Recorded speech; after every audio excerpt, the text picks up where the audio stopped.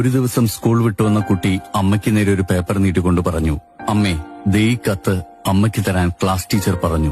ആകാംക്ഷയോടെ അമ്മ കത്ത് വാങ്ങി. കത്തിലൂടെ കണ്ണോടിച്ചു. അമ്മയുടെ മുഖം മങ്ങി. ഈ ഭാവമാറ്റം കണ്ട ആ മകൻ ചോദിച്ചു, എന്താ അമ്മേ ഈ കത്തിൽ? ഉടനെ ചെറുതായി പുഞ്ചിരിച്ചുകൊണ്ട് അമ്മ ആ കത്ത് ഉറക്കെ വായിച്ചു. നിങ്ങളുടെ മകൻ അസാമാന്യ കഴിവുകളുള്ള ഒരു കുട്ടിയാണ്.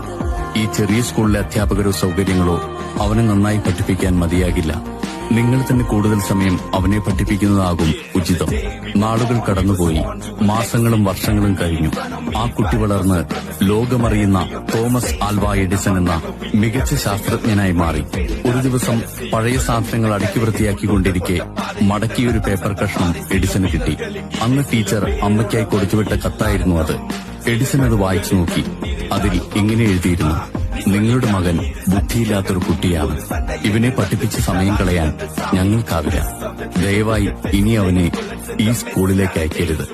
ഇത് വായിച്ച ശേഷം എഡിസൺ മണിക്കൂറുകൾ ഒറ്റയ്ക്കിരുന്ന് കരഞ്ഞു. അവസാനം അയാൾ തന്റെ പഠനമുറിയിലെ മേശയിൽ നിന്നും ഡയറി എടുത്ത് ഇങ്ങനെ കുറിച്ചു, ബുദ്ധിയില്ലാത്ത എഡിസനെ ലോകത്തിനു മുൻപിൽ മഹാനാക്കിയ എന്റെ അമ്മയാണ് യഥാർത്ഥ ധീര വനിത.